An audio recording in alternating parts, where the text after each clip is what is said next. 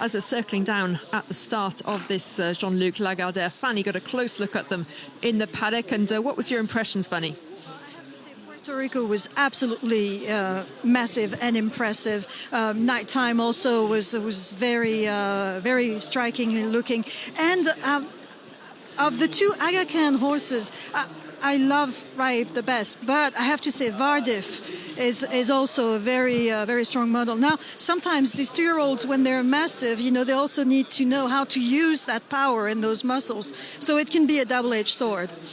Yeah, it was interesting to hear from Nemini Routh about Vardif, notably, and the trial race, and it did sound like he would come on from that. Jess, any last thoughts? Yes, I did think Vardif could give a better account of himself in a more truly run race. I just don't think the race panned out for him, but as they said, that was just a prep into this. But two lovely-looking sorts, Raif and Vardif, for the Aga Khan. But you can see Raif just thinking about things before they go into the stalls. It'll be interesting to see, a little bit like our first race, how the pace will pan out for this. Yeah, and they're going in pretty swiftly once again, so I think we can almost head over and join Ian Bartlett up in the commentary position. As Puerto Rico, winner of a Group 2 in his most recent start, goes in, we have on the left Blue and White Nighttime, on the right Cielo de Roma in the green and yellow. Going to be the last two to go in, just a little bit bigger than even money locally. Raif #1 as the market leader. There is Nighttime. He's about 3.5 to 1. That is it. They are all in. 1,400 meters. They get away from the stalls. It'll be the second winning post here. A long run down the start. In dark blue, Puerto Rico is well into stride.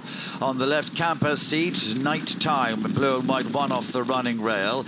A bit of spirit, yellow and dark blue, comes to join Puerto Rico in front. Behind those is Vardif, first in the Aga Khan Studs colours. Runs a share of 4th place with Nighttime. Then Time to Turn in the royal blue off towards the running rail. Blue and white of Imperial Misen is next. Raif, market leader, 1 from the right of picture. Cielo de Roma, yellow sleeves, is at the rear. They're coming to the home turn. It's a long run down the straight here. Puerto Rico about a half length ahead. A bit of spirit shaken up in second position. Campus Seat is behind these. White face of Vardif towards the right behind the leaders. Nighttime in the centre, blue with a white sleeves. Then Imperial Misen with Time to Turn going for a run towards the running rail, and then comes a Raif beginning progress now, but it is Puerto Rico as they head down with less than 300 meters to go, and Puerto Rico and Sumion have got a 2-length lead here. Nighttime is running in second position, then comes a Raif up on the outside. Campus Seat, Imperial Misen is there, but Puerto Rico is going to follow up the good win last time and wins in style here.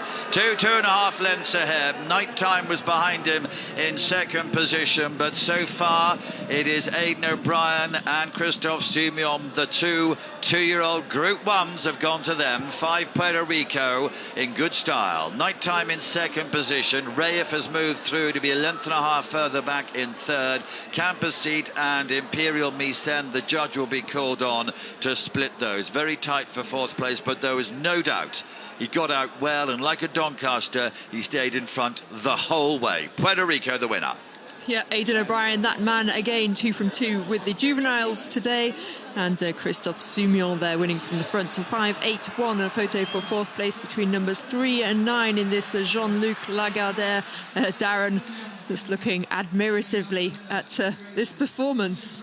Absolutely. I mean, this horse has made every yard of it, or virtually every yard of it, in the hands of Christophe. I was a bit concerned about the ground because the form had been basically on good ground before coming here, but no such issue. We did say that the form was franked. The form was franked from Doncaster yesterday when Cape Orator won the sales race. The perfect ride here from Christophe. He's really put them to the sword at the top of the straight. Nighttime has kept on, but just couldn't really mount that serious challenge. And then Raif has stayed on. That was another stellar performance, and it's another winner for Wootton Bassett. Yeah, and another win for Aiden O'Brien, a very different type of 2-year-old to the filly in the first. So this is a horse that took up to his 6th run to break his maiden tag, and I think they've just worked out how to get the best out of him, ride him positively, give him that confidence from the front, and Christophe Soumillon has delivered a bit of a masterpiece. He is thrilled with that. As I said, 2 very different types of horses, but very, very spectacular in their running styles. And another win for Witten Bassett in this race. Camille Pissarro, a son of his, won this last year, and he went on to win a classic in France the next year. This horse could be the same. But yes, he's going to run out of whips. He keeps throwing them all to the crowd. I told you he'll have a stock. He'll have a stock of whips, a stock of glasses. Christophe is great with the public. He's great with the children as well. He has his jockey school. We can talk about that, so we've got a little bit more time. But look, big smiles. He's absolutely living his best life at the moment. And look at this horse. What a lovely, expressive head he's got. Witten Bassett. And this is the 10th success in this Jean-Luc Lagardere for Aiden O'Brien. He's so good with the colts. Yeah, and he might not be over yet. He seems to really relish running. He seems to be getting better as the year goes on. He's got an entry in the Dewhurst. He's another horse that's booked his spot into the Breeders' Cup, whether they'll take it. And to your point, Darren, he's showed himself to be very versatile. Both these 2-year-olds now have completed a race on much more testing conditions that they've had for before, but I think his running style could suit America, because he seems to like to get on with it out in front. Those head-on angles are very interesting, because you can see that he was still drifting. He's probably getting a little bit lonely out in front. I did think maybe about a furlong out. I thought, is he going to stop him? Maybe just thought, he'd been in front, and then he just did really knuckle down nicely again once Christophe got him to work. Never really looked like being beaten, but just one slight moment I thought, is he going to stop? No, he's not. And Pat Keating travels the world with these horses. Big weekend for them. And Christophe Soumillon absolutely loving it. Huge smiles in his mid-40s now. Shaking hands once again with Aiden O'Brien. I spoke to him on Thursday evening. France Gallo organised an opening launch evening for Arc de Triomphe weekend, and Christophe said he'd been over to Ireland. He'd spent 3 days at Palais d'Oil. It was the first time he'd actually been there to ride out, and he said it was just amazing. He said, everything is just absolutely perfect, nothing left to chance. Aiden O'Brien, what a maestro. I mean, we knew that, but Christophe Soumillon was absolutely blown away by it. And Christophe in the parade ring, Puerto Rico, and what a win. Well, he was a standout in the race. I don't know about in the parade ring, but Jeeves, he was never in trouble, was he? No. Yeah. Aiden, what did he show you today, and where to next? Yeah, that's what you said, Fanny. Like you said, he's a physical, unbelievable, big, powerful, strong horse. Christophe gave him a beautiful ride. It'll depend on whatever the lads, Derek and the lads, think where he'll go, whether he'll be finished for the year or whether he'll go to the Breeders' Cup. But it'll depend on what the lads do, I suppose, and they'll talk. Derek and Michael will talk to Christophe when they go in, and they'll make a plan from then. So it'll be interesting to see what Christophe thinks. But mission accomplished for him today. Great job. Absolutely. Thanks, Fanny. Appreciate it. Thanks, Fanny. Yeah, congratulations to Aiden and all the Coolmore and Boyle Doyle teams. As Fanny said, a mission accomplished, and there will be some discussions going on in the next few days between Aiden, between the Coolmore lads, and also Christophe Soumillon, and probably Ryan Moore, who I imagine is not far away, or certainly very much in front of a screen to look at all these horses. Very much, even though he's not on board at the moment, he's sidelined through injury. But I know that Christophe Soumillon speaks to him very regularly, and they do exchange about these horses. And this one looking like another champion coming from the Coolmore factory. Yes, I think for Ryan Moore is probably watching it through gritted teeth slightly, missing out the opportunity to ride these big Group 1 winners. But I think he'd be very much approving of the way Christophe has been riding these horses. But you've got to remember, being on his home turf with Aiden O'Brien horses, we know how well Christophe rides Longchamp. I think it was harder when he was England. He's not run up before, or over in Ireland, but here there's so much more confidence. And as you say, he's been to Ballydoyle, he's sat on Minnie Hawk, which was very important, because she is a horse that probably takes a little bit of knowing, but these 2-year-olds, he seems to just be very good at educating them and getting the best out of them, and that's been fabulous to see.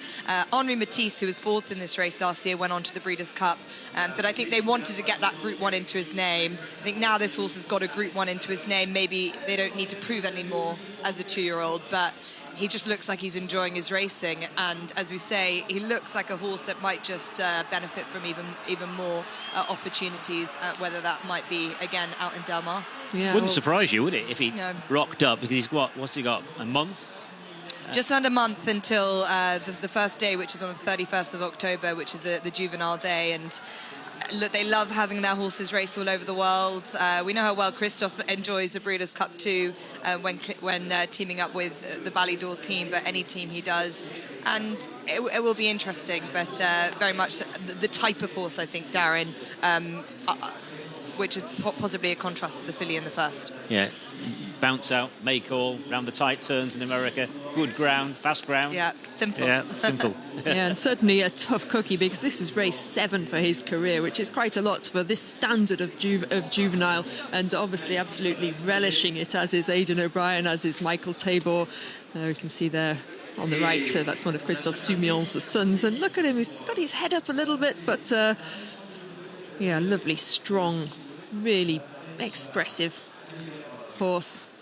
The late Wooten Bassett, won't he be missed? But he's got plenty of successes in the pipeline already, and this one will be among them. He wandered around at Doncaster. He did, and that was worrying me coming into this race, that he looked a little bit green, but I think that's obviously his style, because he just has to go out in the front. Nothing is coming to him, so he's probably getting a little bit lonely, isn't he? And there were a few horses coming, but nothing close. Well, let's see exactly how he did it as they jump out of the stalls over the 7 furlong course. Yes, he's jumped out alertly, and of course we're paying tribute to Wooten Bassett. Wooten Bassett responsible for the first 2, not just the winner here. A bit of spirit, a little bit keen there on the outside in the yellow and blue quarters for Ross Orion. He managed to get settled after about 200 metres or so. Compass seat, but a nice position, and no excuse there from Nighttime, because Nighttime just tracking the leaders there in the Wertheimer blue and white, would be about 2.5, 3 lengths off the pace. But basically it was Christophe who was playing the tune. He was the bandmaster as they turned into the straight. Now just looking for that pace increase. Here they are, because of course they had 600 metres to run up the pace, run up the straight. Here was the second winning post, and let's just look to see where he just starts to crank things up, probably gradually now cranking things up. Bit of spirit